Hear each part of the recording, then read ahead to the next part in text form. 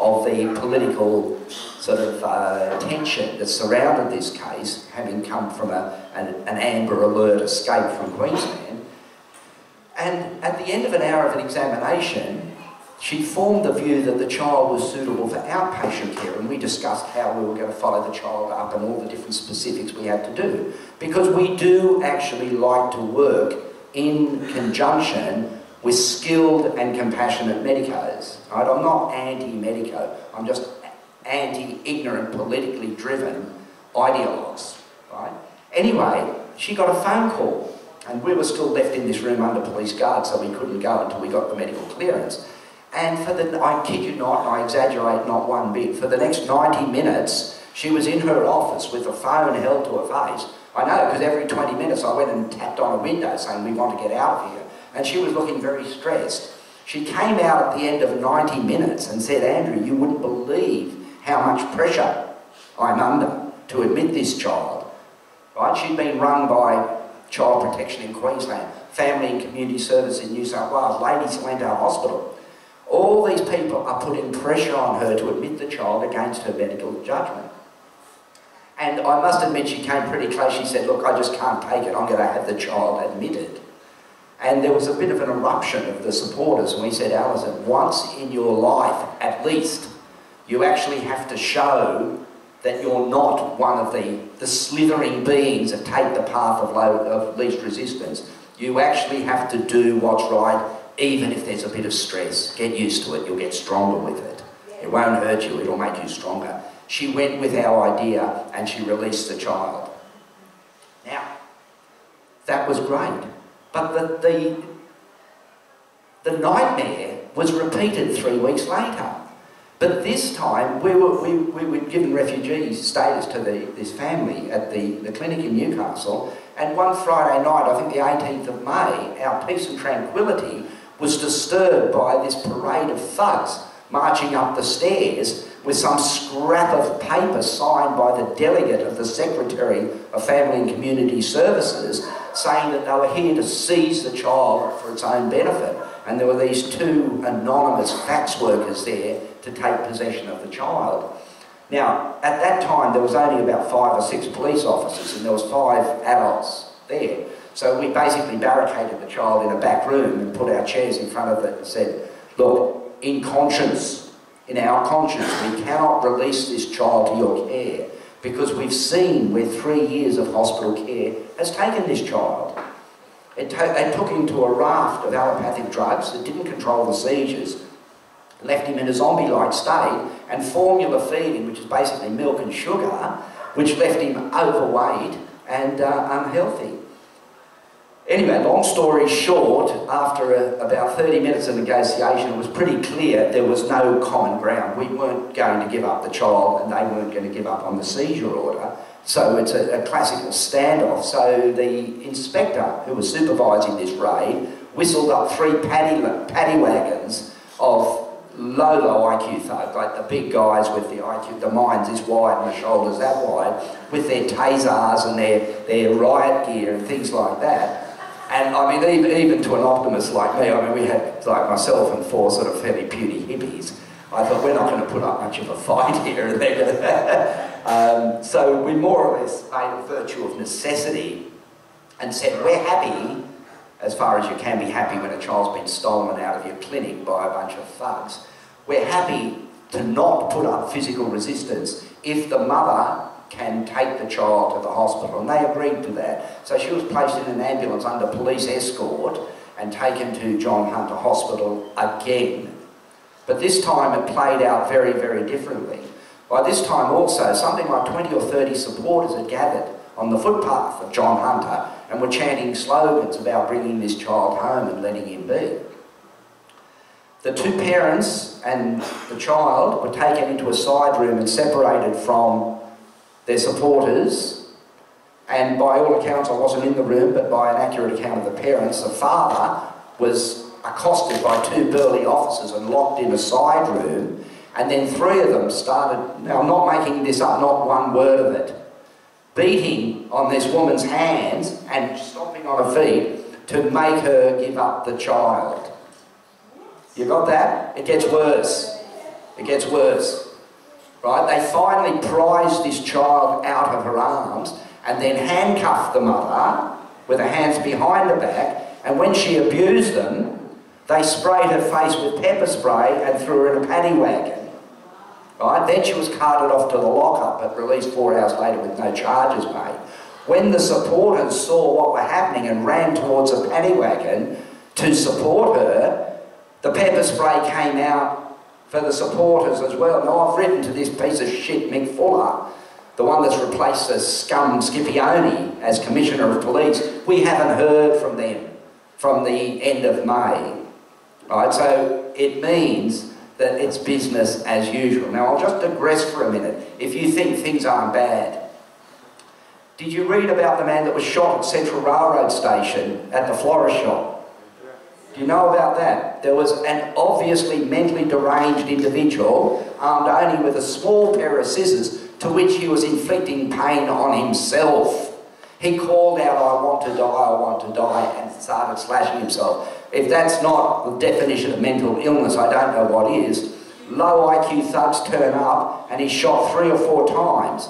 Now, the thing that bothers me more than this unnecessary extrajudicial execution is the fact that apart from 2 letters in the paper the next day, there was no outcry.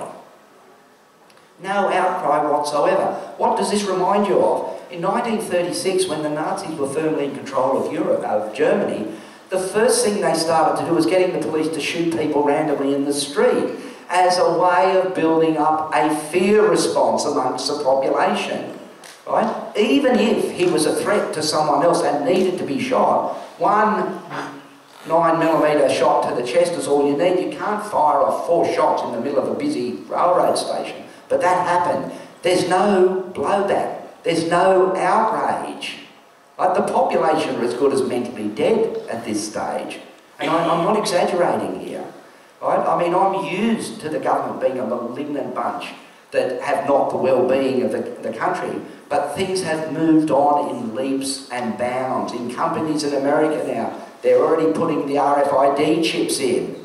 Right? You've got to read the writing on the wall. Things are getting very, very bad.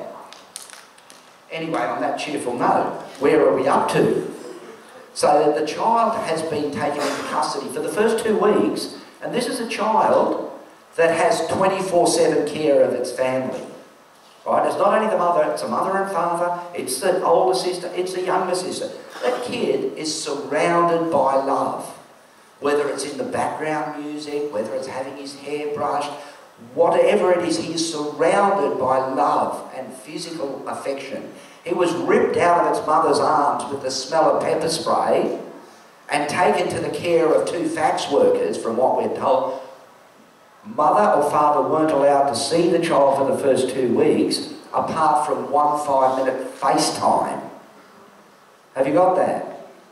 You lose your child to persons unknown, and you're allowed a 5-minute FaceTime in 2 weeks, right? And the silence was deafening. It then turned out that FACS, Family and Community Services, because of the activism that was building over this case, put what they call a gag order. That means you're not allowed to talk about it, right? Not allowed to talk about it. And my motto has always been, good things are done in the light. Right? Good things are done in the light, bad things are done in the shadows. It's bad enough that we're having some ex-lawyer magistrate that's pulling $300,000 or $400,000 a year of ill-begotten public funds, making a decision based on very little information. And the frightening thing in here, because my involvement in this case has been as a technical advisor, and I looked at the statements by FACS and the reason for seizing Chase. They claimed he was at risk of this refeeding syndrome and had major electrolyte disturbances. Now, I mean, we've looked after enough children. We know how to look after children. On the 18th of May, we had done, even though I didn't think it was necessary, we had done a corroborating blood test. Because whilst the doctors there, the Lady Salento doctors, the John Hunter, the senior ones, just request blood tests at the drop of a hat. They've got to realise when you're dealing with a child with terrible cerebral palsy, getting a blood test from that child is a very fraught sort of procedure. So we take them very on the basis of necessity only. Anyway, for political reasons, we agreed to have a blood test so we could actually use it as confirmatory evidence. And that was taken on the 18th of May. But they wouldn't allow us to get access to the results. And on the 19th of May, the child was seized on the basis that it had a critically low potassium level. You got that? They were in possession of the pathology results, and it was written into the hospital notes, which they're now foolishly given us, that shows the potassium level was normal. And all the other parameters of malnutrition, which they'd been using to seize a child, had gone away and never existed. Right? Now, because I published details of this case on the web, I was dragged into the Supreme Court by Family and Community Services. Now, I must admit, I was delighted to go to the Supreme Court of that in it until it happened. I said, at last, I'll be able to walk into an open court, put my evidence on the table, and have someone of reasonable intelligence make an intelligent decision. I was seriously wrong, and I've been majorly disabused of my naivety since then. I have in writing from this judge, Rain, R-E-I-N, we're rechristening Ruin at the moment, R-U-I-N, it's only a small change, but it more accurately describes what he's up to, has written in his judgment that it matters not if the child was seized illegally. The gag order still stands because the court made the gag order. And that's where it's up to. We're challenging that. And we hope to use that as a lever to break open this hideous collaboration between Child Protective Services, senior hospital doctors and the courts, which appear to be running, I can't say it better, a scam to seize children to perpetuate the functioning of family and community services. Because the more kids they have in their care, the larger is their budget. Now it gets worse. It turns out we were brought to court by the Secretary of Family and Community Services. There was no name. So we went to find out who the Secretary was. It turns out it's Michael Coutts-Trotter. Does anyone know that man? Michael Coutts-Trotter is married to Tanya Plibersek, and he was tossed out of a senior educational job on the basis he should never have been given it in the first place, and he was moved to Secretary of Family and Community Services. This is an enormously powerful position. It's a position where with one signature or with the signature of a delegate, so you can say to someone else, oh, you go and sign that kid over to our department. So it's an enormously powerful position.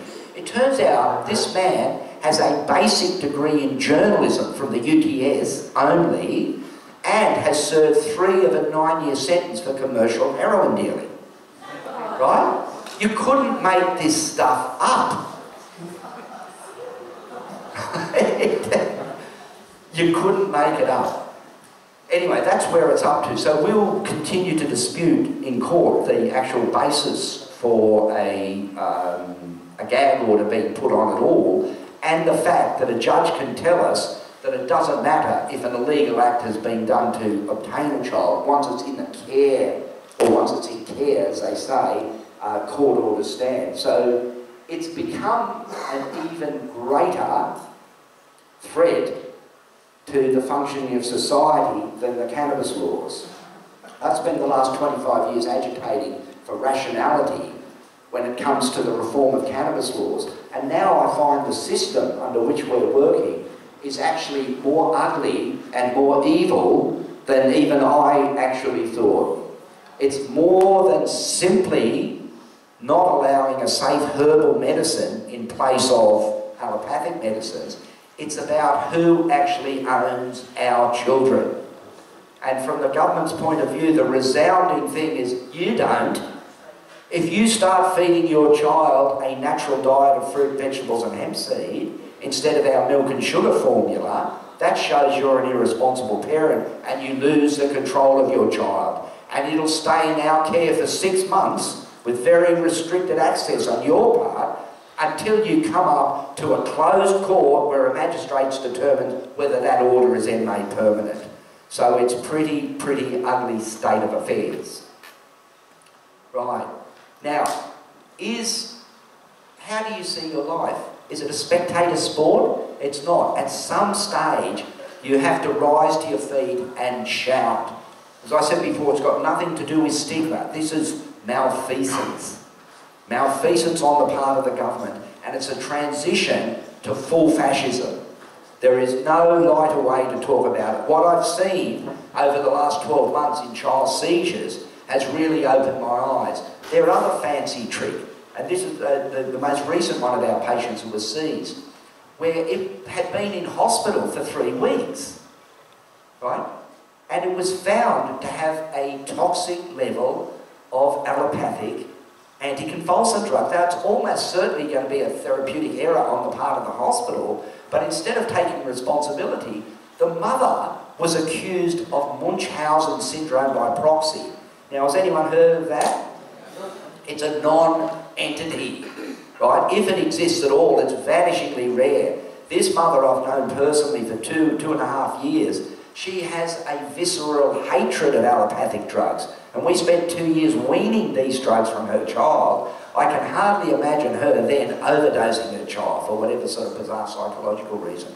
They don't feel it even necessary to get their lives right. They're so confident of their power that the children are taken with just a scribble, and that's where it's up to. So, as much as we need to be active with cannabis, we need to be active against child protective services. Because as I said in my email post, there's only 2 things that matter in this world as far as I'm concerned. That's our children and our freedoms. And both of them, at this stage, are under immediate threat. In fact, they're both semi-terminal as far as I can see. And the important message here is the longer you leave it to do something, and we'll talk about what we do later, is the harder it'll be to do anything of value. Okay, how are we going to move things forward? My attitude is waiting for the government to do something is a waiting for Godot. It's a pathway to nowhere. And the only way forward is by collective action. So what we're looking to do, there are several dozen independent growers and compassionate access sort of chemists around the place. They all suffer from what we suffered from, and that's lack of analysis, lack of standardisation. It doesn't have to be rigorous, it has to be standardisation within a 10% drift. It doesn't matter if it's 99 milligrams or 100, but we do need to know what the ratios are. And our next way forward, as far as I see, is to become a collective grower. Everyone retains their independence, but we pool our resources and we intend to establish an HPLC analytical capacity which will operate as a reference centre for compassionate access cannabis. So when the growers produce a batch of oil, that will be batch tested, and they'll be able to send the bottles out with numbers on them. And that will remove the objections that these allopaths have, that the stuff hasn't been tested, because that's a very easy way to move forward. So that's where we're going in the medium term. In the short term, I encourage everyone to have a major planting. If anyone has the capacity, a major planting this year. Because as I showed in that last slide, the only way forward is to overgrow the government.